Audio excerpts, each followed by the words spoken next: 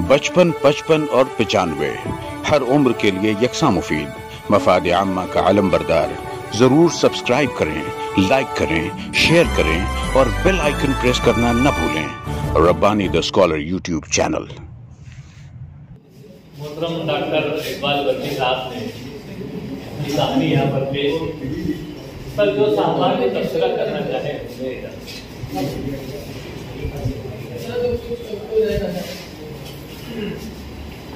इधर हामिद साथ में चाय भी आ चुकी है। कहानी सुनने के बाद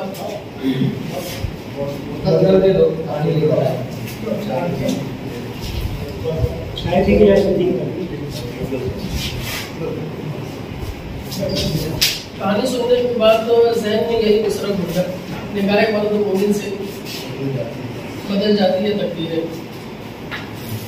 जैसे कि फितरी जिबिलत है सराहे जाने की ख्वाहिश रखना।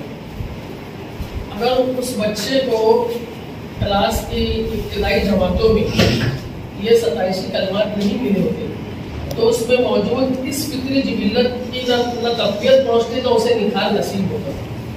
अगर उसको शुरुआती दिनों में उसमें मुख्तलिफ हवालों के ज़रिए, जैसे कि आपने जो बैकग्राउंड खींचा इससे एक मुस्लिम घराने का बच्चा, लेकिन चूंकि उसके अंदर वो फन मौजूद है, संग तराशी के लिए ज़रूरी नहीं कि वो खुद ही तराशी। आपने उसको जो पॉजिटिव जो टर्न दिया, जो ऐसे लोग जो तनकीद करते हैं तो पत्थर फोड़ बनेगा या खुद को तराशेगा, तो ऐसा ज़रूरी नहीं है। उसको टर्न आपने ये दिया कि वो मस्जिद के मिंबर और मेहराब बनाता और उसकी जो तो वहाँ की जालियाँ, वहाँ के खाक, उसको जो तो मुज़य्यन करता अपनी सलाहियत की वजह से। कहानी बिलाशुबा एक अच्छी कहानी है और आपने जो कुछ लफ्ज़ इस्तेमाल किए, जिस बिस होना और नज़र इत्तेफाक गालिबन मुत्तफ़िक़ नहीं हुआ। ये वही वक्त होता है दरसी किताब के ज़रिए या इस तरह की कहानियों के ज़रिए बच्चों में ऐसे अल्फाज, नए अल्फाज से रोशनास कराना और कहानी के ज़रिए वो ऐसी सिचुएशन पैदा करके ऐसे अल्फाज को समझाना कदरे आसान हो जाता है। तो मुझे कहानी अच्छी लगी। बस ये है कि कहानी में जो बार बार उसके जो 27 कलमात मिलते हैं समीर को, उसकी नक्श नगारी का और उसके फन का तज़किरा काफ़ी से ज़्यादा हुआ है। अगर आप उसको देखें तो ये कहानी खूबसूरत तो है, ये मज़ीद निखर जाएगी क्योंकि इसमें तवालत ज़्यादा होने की वजह से बोझलपन महसूस होता है। यानी कोई चीज़ बहुत ही ज़्यादा अच्छी हो जाने की वजह से वो थोड़ा सा वो बोलते हैं तो बहुत ज़्यादा मीठा खराब हो जाता है। तो अगर आप उसको देखेंगे जहाँ उसको 27 का मतलब रावी जहाँ पे बयान कर रहे हैं कि उसको तारीफी कलमात मिलते रहे, उसको हौसला बढ़ता रहा और कामयाब होता गया, तो उसको अगर आप देखें और आप बहुत बेहतर ढंग से कर सकते हैं। आप उस्ताद कलमकार है, मंझे हुए कलमकार है माशाअल्लाह, तो कहानी और आपकी मतलब चुस्त और दुरुस्त हो जाएगी। मुझे कहानी में जो आपके छोटे छोटे जुमले हैं, जो उसका जो मंजरनामा है, जो कहानी का जो बहाव है, शुरू तो आखिर जो इख्तितामी मराहिल की तरफ कहानी जो बढ़ के चली गई और सामईन को जो बांधे रखा, सिर्फ उस एक जो मेरा नुक्ता है उससे कतई नजर जो बांधे रखे काबिल तारीफ है। आपने हमेशा की तरह एक बेहतरीन कहानी जो पैगाम देती है कि ऐसे बच्चों को नजरअंदाज नहीं करना चाहिए जिनमें कुछ स्पेशल जो खूबियाँ होती है। तो ये पैगाम देने में आप अपनी कहानी में 100% कामयाब है। एक दिलचस्प और अच्छी कहानी लिखने पर मैं आपको दिली मुबारकबाद पेश करता हूँ और वाकई में ये उर्दू अदब में, बच्चों के अदब में खूबसूरत असर है।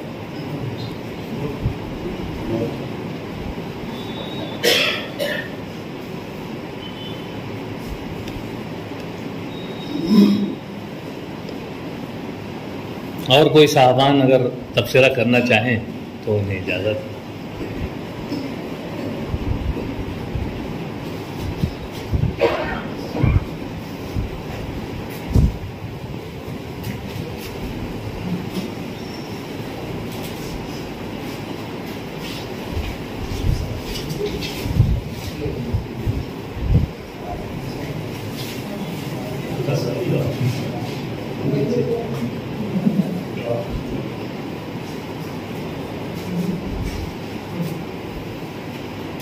आइए तीसरे कलमदार की ओर बढ़ते हैं और अगर कोई साहबान तबसरा आरिफ नूरी साहब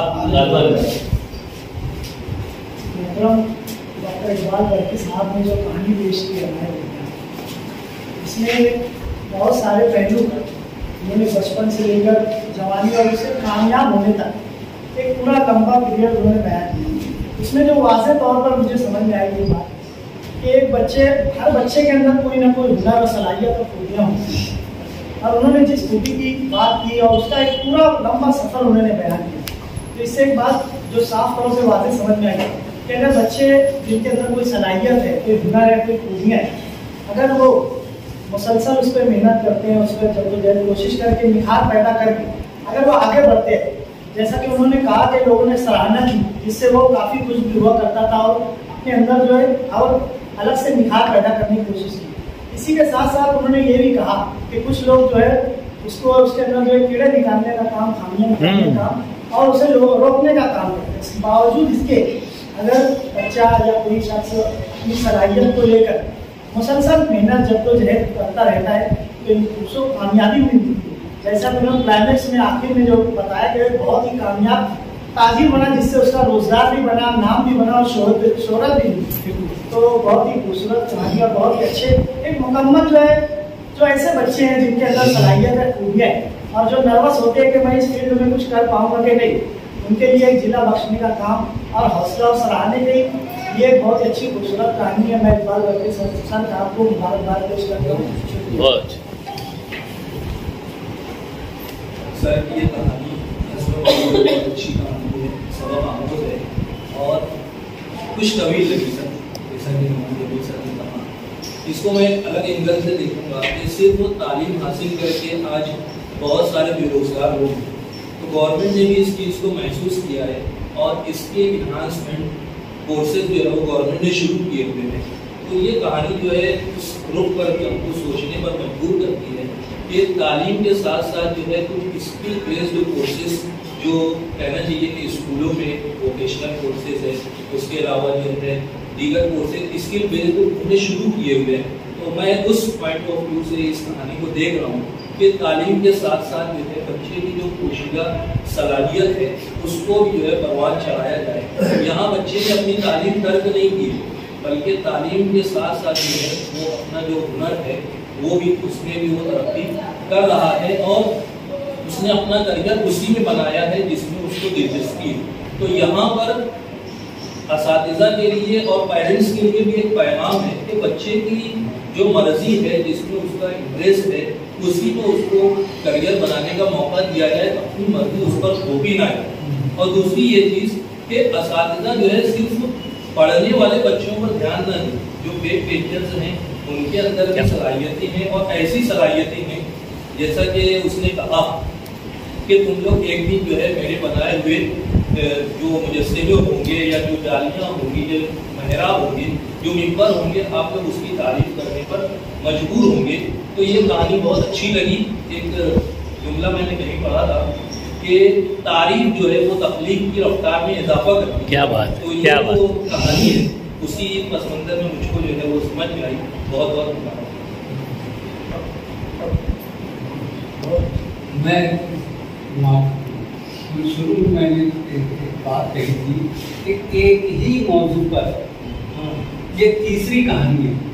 क्या आप लोगों ने किसी भी जबान में ऐसी कोई ये तकलीफ देख सके या पढ़ सके जो एक ही उन्वान पर हो, 3 एंगल से उसको देखा गया?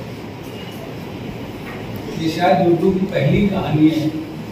ये तीनों कहानियां मेरी, इससे पहले 2 कहानियां नहीं मैं जिसको मैं पेश कर चुका हूँ। ये तीसरी कहानी है जो एक ही मौजू को लेकर।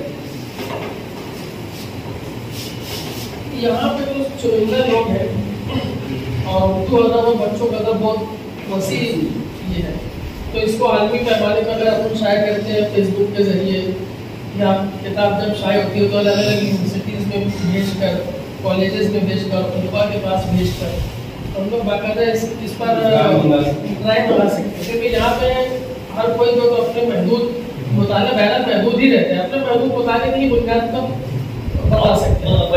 तीनों तस्वीरात अगर सामने रहे तो उसका अधिक तबादला हो जाएगा। आप ये बोल सकते हैं कि एक कलाकार की एक मौजू पर 3 अलग अलग एंगल से तकलीफ, अलग ऐसी कहानियां मिल जाएंगी लेकिन क्या एक कलमकार में एक ही मौजू को लेकर उसको 3 अलग अलग पॉइंट ऑफ व्यू से लिखा है कि नहीं लिखा है, ये ज्यादा अहमियत का है मेरे नजदीक।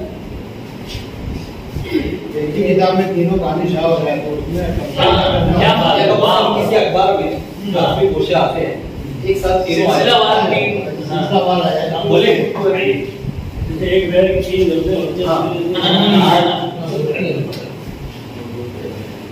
शख्स का नाम नहीं होता, लेकिन उसका क्या था कि एक मौजू पर 3 कहानियां, इसमें घोड़ा नाम की कहानी की किताब अपने माले मौजू से आएगी, माले मौजू के सब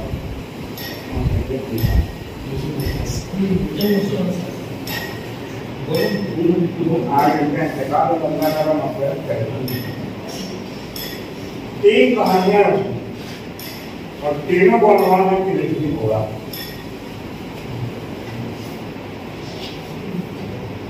तो तीनों कहानियां मुख्तलिफ लोगों को लिखी, उनकी अपनी तकलीफ उसमें तीनों में से एक होगी, बस एक होना है। इसकी बात कहता है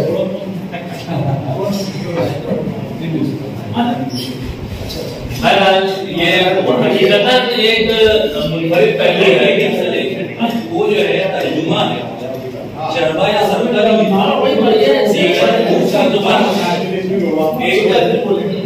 वो जो है जहाँ एम यूसुफ अंसारी साहब ने दीगर जुबानों की कहानियों का तर्जुमा किया है या वहाँ से जो मरकजी ख्याल लेकर के उसको डेवलप किया है, हम उसको ये नहीं कह सकते कि वो सरका है या चरपा है, तबादला नहीं कह सकते, तर्जुमा कह सकते हैं या महफूज कह सकते हैं। ये सरकार वगैरह बहुत बड़ी जिम्मेदारी है। एक तो नहीं है, एक कहानी अर्थ लेने की ही है, दूसरी जो है बंगाली की कहानी वो उर्दू तर्जुमा ही पढ़ना, उर्दू नहीं पढ़ा, और एक चीन की कहानी है। ये तीनों कहानियां मैं उर्दू में पढ़ चुका था और उसके बाद ये भी कहानी पढ़ने को मिली, तो अब उसको उर्दू तर्जुमा कैसे मैं अंग्रेजी में पढ़ा होगा, हाँ उर्दू में होता। हाँ बस ये बोलते नहीं कि पैराया बदल के हो सकता है, बात बदल सकती है। सर साहब ये रिवायत पड़ी है बगैर तहकीक के ये सरकार बहुत जिम्मेदारी का काम है। किसी फनकार की तकलीफ पे सरकार का ये इल्जाम लगा देना, अगर हम लोग कोई चीज इल्जाम लगा रहे हैं अवामी तौर पर तो अपने को दलील के साथ सबूत के साथ अपने को चीजें रखना चाहिए, चाहे कोई किसी का भी मामला हो। सवाल है कि मरहूम एम यूसुफ अंसारी साहब का नहीं है, किसी का भी मामला हो अपने पास जो तो उसकी दलील उसका सबूत प्रिंट पेपर में वो रहना ही चाहिए। ये बहुत बड़ी अखलाकी जिम्मेदारी है, ऐसा मुझे लगता है। अव्वल तो ये कि यहाँ पे मौजूद ही नहीं था, या फिर इसको मैं ये समझ सकता हूँ, या फिर उसको मैं ऐसा समझ सकता हूँ, या फिर उसको ऐसा समझ सकता हूँ कि जैसे हर शोबे में एक मासराना चश्मा कहती है, तो ये कहीं ये सब वही सब बात तो नहीं है, क्योंकि आप भी जो है तो बच्चों के अदब तक लिखते हैं, मरहूम भी लिखते रहे। हाँ आप ये कह सकते हैं कि किसी नशिस्त में ऐसी तमाम कहानियों का हम लोग ये सब महदीद बैठे ऐसे रखेंगे कि देखिए तो ये फला कहानी वहां से उठाई गई है, या मीनवान उठाई गई है, या सिर्फ किरदार तब्दील किया गया है, या फिर जो तो यूरोप के पस मंजर उसको जो तो भारतीय कर दिया गया है, ऐसा होता है ना, तो हम लोग उस पर बहस कर सकते हैं। लेकिन यहाँ पे ये वो मौका नहीं है, मुझे ऐसा लगता है, क्योंकि बाकी सारे का जो क्वेश्चन एक तरफ धरा के धरा ही रह जाएगा, तो हम लोग उस पर बात करना चाहिए। ये जो कहानी मैं समझता हूँ मजमूई तासुर के बाद में जितने दर्स तदरीस से वाबस्ता अफराद है अशखास हैं तो उनके लिए दावत फिक्र देने वाली कहानी है कि इस सिंगत से अगर हम जांचे या इस सिंगत से हम दर्स तदरीस करते तो ये नफ्सियाती पहलुओं पर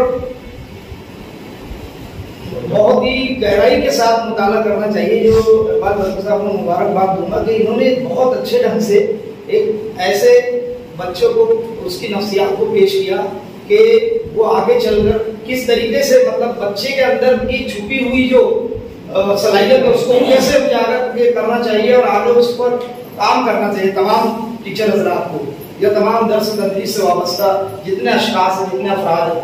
ये बहुत उम्दा कहानी थी और जहाँ तक मैं इमरान साहब ने जो कहा कि दवालत की बात है वो उस पर गौर करना चाहिए, वो उसकी लाइफ। लेकिन ये कहानी बहुत अजीम कहानी है मेरी नज़र में और इसमें बहुत ही अजीम मकसद पर काम किया गया और ये बहुत अच्छी कहानी है। मैं समझता हूँ कि 21वीं सदी में इस कहानी को पजीराई मिलनी चाहिए और ये 3 कहानियों की जो बात आई है सामने, ये बहुत बड़ी बात है, ये सोने पे सुहागा है और इसकी सबको पजीराई करनी चाहिए, ना कि यानी कहीं ना कहीं ये तो जो एक पहलू पर बात हुई है, एक नुक्ते को लेकर इन्होंने 3 एंगल से पेश किया, बहुत बड़ी बात है। और फिर पिछले गुज़िश्ता कितने फनकारों ने, मुसन्निफीन ने जो लिखा है, जो तहरीर किया है, तो वो हम उसको मतलब बहुत ही कुरेद कर लिए, वो तो होता ही है, टकराते हैं मामले, लेकिन इस एंगल से, नए एंगल से अभी पेश किया गया इसको और ये बहुत अच्छी कहानी थी। उस पर मुबारकबाद पेश करूं। इस कहानी की सबसे बड़ी खूबी है उसमें जितने भी कैरेक्टर है बहुत ही रोशन और बहुत ही गजब कैरेक्टर है। मिस हेना आज के पैमाने पर मैं समझता हूं इसको पजीराई मिलनी चाहिए और मिलेगी इंशाल्लाह। अगर ये सफेद किरतास पर बहुत बड़े पैमाने पर रखा जाए तो उसको आना चाहिए। बताइए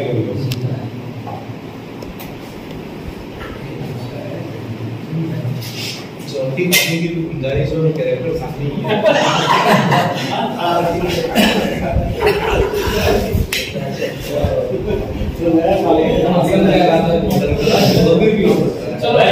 कलमदार जो है वो अपनी कहानी सफाई किरदार पर लाकर अपनी ज़बानी पेश भी कर देता है और सोचने वाले अपने अपने तौर से, अपने अपने एंगल से उसे सोचते हैं। जैसा इमरान जलील सर कह रहे थे और जैसा बरकी सर की एक चाह थी, उन्होंने पेशकश से पहले ही कहा था कि यार ये मैं जो 3 यानी एक ही कहानी को 3 यानी जो पेशकश जो है उनकी, तो इसमें मैं जो एंगल सोच रहा था काफी देर से कि मैं बोलूंगा आखिर में, और मैं वो बोलने ही जा रहा था कि मैं मुख्तार अंसारी साहब को यहाँ पेश करने से पहले ये कहना चाहूंगा, लेकिन उसके बाद इतनी बातें हुई कि मेरी बात किनारे रहेगी। इसमें एक पहलू मुझे नजर आता है इस कहानी में, डॉक्टर इकबाल बरकी साहब की इस किश्तवार जिसे हम कह लेंगे कि पहली कहानी, दूसरी कहानी और तीसरी कहानी में हौसला अफजाई। आरिफ नूरी साहब ने भी ये बात कही कि हौसला अफजाई, ये मेरा जाती तजुर्बा अभी गुज़िश्ता 3 साल में चल रहा है। रब्बानी खत्ताती मरकज में बच्चे एकदम बस चले आ रहे हैं और अभी गुज़िश्ता यानी इमरान साहब यानी गुज़िश्ता 15 रोज कब की बात है डॉक्टर साहब, एक बच्ची 8वीं जमात की बच्ची, मैंने उसको इंटरव्यू में बाकायदा बोल दिया कि ये बात तो तुमने मुझको बताई नहीं। वो मेरे पास आ रही है, सीख रही है और सारी बातें हो गई, उसकी हौसला अफजाई मैंने कर दी थी पहले दिन। जिस दिन वो आई अपनी तहरीर उसने बताई तो मतलब ये तो मुझसे अच्छा लिख रही है, ये मैं बोला उसे। 8वीं जमात की बच्ची, मतलब तुम मुझसे अच्छा लिख रही है, मेरे पास क्या सीखना है, तुझसे मैं सीखूंगा। उसको ये जुमला इतना अच्छा लगा कि वो इंटरव्यू में 15 दिन के बाद वो बोली, वो घर जाकर एक नई कॉपी खरीदी और उसके बाद कुरान शरीफ और चंद सूरतें जो है वो अरबी खत उसका बहुत खूबसूरत है, वो लिखना शुरू करती, पूरी 42 दिन में भर ली, लेकिन मुझको बताई नहीं। जब मैं उसका इंटरव्यू लेने लगा 15 रोज बाद, तो वो इंटरव्यू में उसने कहा इस बात को कि आपने मेरी हौसला अफजाई जो की थी, तो उस बिना पे मैं जाके मैंने पूरी बयान अपनी। तो हौसला अफजाई जो है ये बहुत अहम मुद्दा है और ये हर टीचर में होना चाहिए। अली साहिब साहब ने भी कहा कि बच्चों को देखकर उनकी हौसला अफजाई की जाती है, ना कि उसमें जो खामियां हैं, नकायज हैं और जो चपलिश है, जो भी सारी चीजें उसका रिजवान सर की बात को आगे बढ़ाना है एक जुमले में कि रिजवान सर ने जैसे ही चैनल शुरू किया माशाल्लाह, प्यारी शख्सियत नदीर अजीज, उनको इतनी हौसला अफजाई मिली, कितने सब्सक्राइबर, माशाल्लाह 7,000 हो गए, माशाल्लाह। आप चैनल बहुत अच्छा ढंग से खड़ा हो गया, हमें दुनिया तो उसकी मखलूक है। आइए अगले कलाकार की हैसियत से डॉक्टर मुख्तार अंसारी साहब को मैं यहाँ पर सल्यूट करता हूँ कि आप तशरीफ लाएं और अपनी सर्विस पेश करें। 55, 55 और 95 हर उम्र के लिए यकसा मुफीद, मफाद आम्मा का आलम बरदार। जरूर सब्सक्राइब करें, लाइक करें, शेयर करें और बेल आइकन प्रेस करना न भूलें। Rabbani the scholar YouTube channel. Rabbani the scholar YouTube channel इल्मी, अदबी, दीनी, मिल्ली, समाजी, सकाफती, तहजीबी, फलाही, तिब्बी, फ़न्नी, माशी, तिजारती, माशरती, इंतज़ामी, इनकलाबी, तहरीकी, तहकीकी, तकनीकी, तफ्तीशी, तामीरी, तालीमी व मालूमाती यूट्यूब चैनल। ज़रूर सब्सक्राइब करें, लाइक करें, शेयर करें और बेल आइकन प्रेस करें। Rabbani the scholar YouTube channel.